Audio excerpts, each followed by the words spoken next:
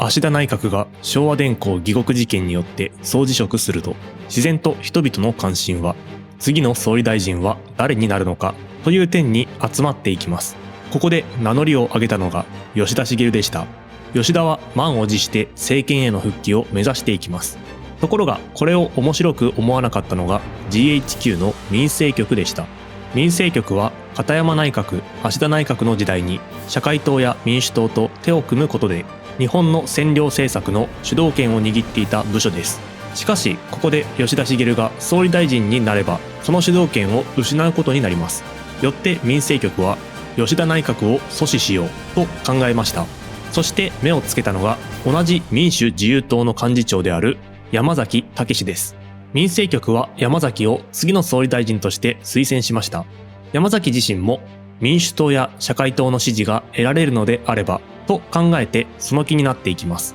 こうして山崎は総理大臣候補として名乗りを上げる決意を固めました。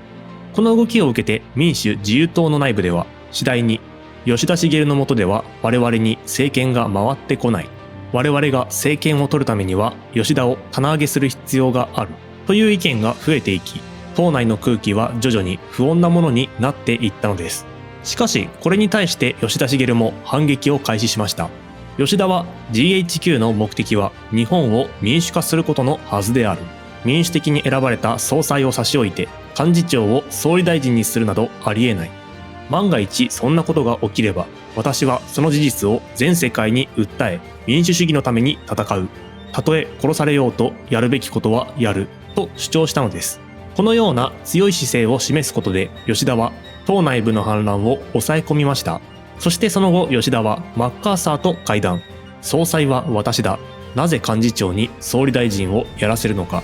これはあなたの命令かと抗議しました。この抗議に対しマッカーサーは今度は君がやったら良いだろうと返答。この言葉を受けて吉田はマッカーサーの指示を取り付けたと判断し民政局との正面対立を決断します。吉田が目をつけたのは GHQ 内部で民政局と対立していた参謀第2部と外交局でした。吉田はこれらの部署の力を借りることで民政局に対抗していく道を選んだのです。このように民自党の内部で対立が激化していく中、民主党は山崎を総理大臣にしたいと考えていました。民主党の狙いはまず民自党を吉田派と山崎派の2つに分裂させ、その後山崎派を取り込むことで社会党、国民共同党、民主党、民自党による4党連立の挙国一致内閣を作るというものでした。もし民自党が吉田茂を、民主党が山崎武をそれぞれ総理大臣に指名することになれば、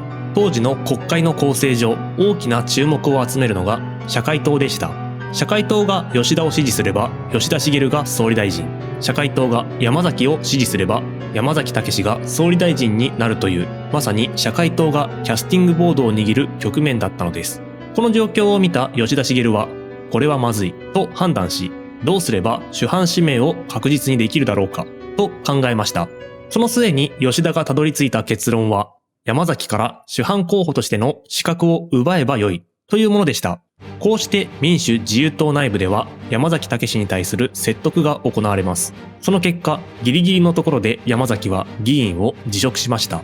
国会議員でなければ主犯指名の対象にはならないため、投票すべき候補を失った民主党はもはや打つ手がなくなり、山崎主犯構想は失敗に終わったのです。こうして吉田茂が総理大臣に指名され、第二次吉田内閣が成立することになったのです。しかしこのような経緯で成立した第二次吉田内閣は、当然のことながら他の政党、特に民主党からの協力を得ることはできません。総理大臣の事務の引き継ぎで吉田茂は前任の総理大臣である芦田と会談するタイミングがありましたが、吉田が今の日本は何よりも経済復興を目指さなければならない。そのためには政治の力を結集する必要がある。ぜひ民主党にも協力してほしい。保守勢力で行動しようと連立を持ちかけても、芦田は保守勢力が右に傾けば傾くほど革新勢力は左に傾くだろう。今必要なのは保守勢力の合同ではない。革新勢力を分離することだと考えていたため、民主自由党とは連携しないという立場を明確にします。この結果、民主自由党はこのままでは少数与党のままとなり、国会運営に大きな支障をきたすのではないかと考えられる状況に追い込まれていきました。ところがここで動いたのが犬飼毅が率いる民主党の若手グループでした。彼らは今こそ保守勢力は合同すべきだと考えて吉田内閣との連立に賛成の立場を取っていたのです。この動きを受けて民主党内部では意見が大きく2つに分かれていきました。一つは芦田仁を中心とする芦田派、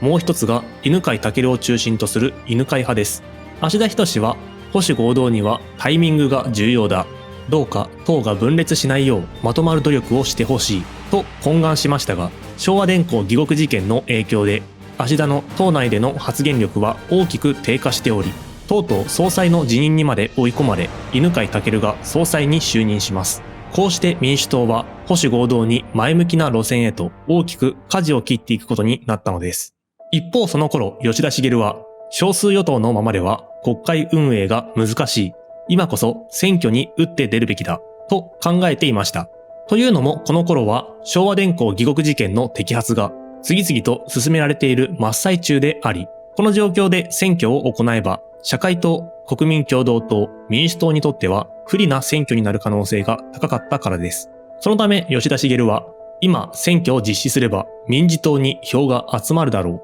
うという勝算を持っていました。こうして吉田はできるだけ早く衆議院を解散したいと考えて選挙に向けて周到な準備を進めていくことになります。その準備の一つが新しい人材を積極的に起用することでした。我が党は公職追放によって深刻な人材不足に陥っている。だからこそ優秀な新しい血を入れる必要があると主張して有能な人材を次々と党に呼び込んでいったのです。特に吉田が注目したのが政府を実務レベルで支えてきた官僚たちでした。吉田は各省の次官や局長クラスにあたる優秀な官僚を中心に民主自由党へ入党させていきました。こうして優秀な官僚出身の人材が集まったことで、民自党の内部には吉田派と呼ばれる派閥が形成されていったのです。その代表的な人物が運輸次官を務めていた佐藤栄作や大蔵次官を務めていた池田隼人です。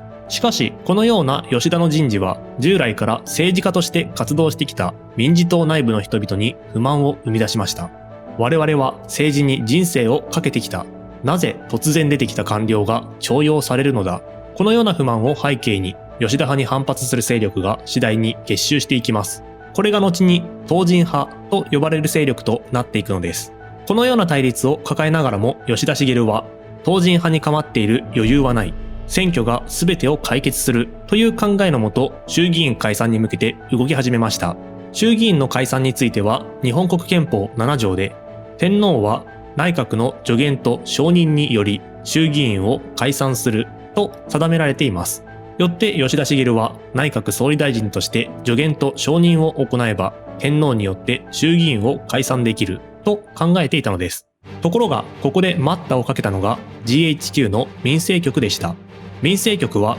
吉田内閣の実現を阻止できなかった。これ以上吉田茂に好き勝手はさせないと考えて別の憲法規定を持ち出して解散に異議を唱えます。それが日本国憲法第69条でした。その条文では内閣は衆議院で不信任の決議案を可決し、または信任の決議案を否決したときは10日以内に衆議院が解散されない限り総辞職をしなければならないと定められています。少し難しいので噛み砕いて説明すると、要するに衆議院がこの内閣はもうダメだと判断した場合には内閣は10日以内に衆議院の解散か内閣総辞職、そのどちらかを選ばなければならないという内容です。こうして衆議院を解散する権限をめぐって吉田茂は解散は総理大臣の意思で行えるという立場を取ったのに対して民政局は解散は国会の多数意思に基づくべきという立場を取り、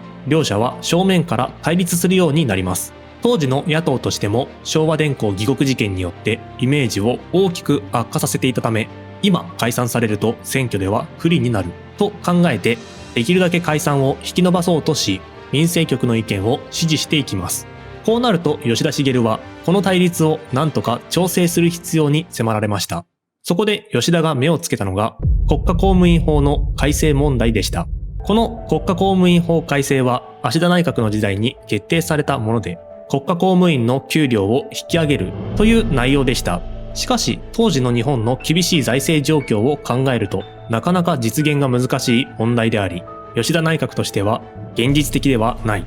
給料を引き上げる分の補正予算を組むことはできないと考えざるを得ませんでした。ところが野党としては、この法改正は自分たちが与党だった時代に成立させたものです。そのため何としても実現したいという強い思いを持っていました。そこで吉田は一つの交換条件を提示します。この実現が難しい国家公務員法改正とそれに伴う補正予算の成立に協力する。その代わり衆議院の解散に協力してほしいという提案でした。この調整がうまくいき、民主自由党は国家公務員法改正に協力し、野党は解散につながる不信任決議案を提出します。こうすることによって吉田茂は民政局が提示してきた日本国憲法第69条の手続きに従う形で衆議院を解散したのです。このように与党と野党双方の思惑が一致した上で行われた解散だったため、この解散は馴れ合い解散と呼ばれます。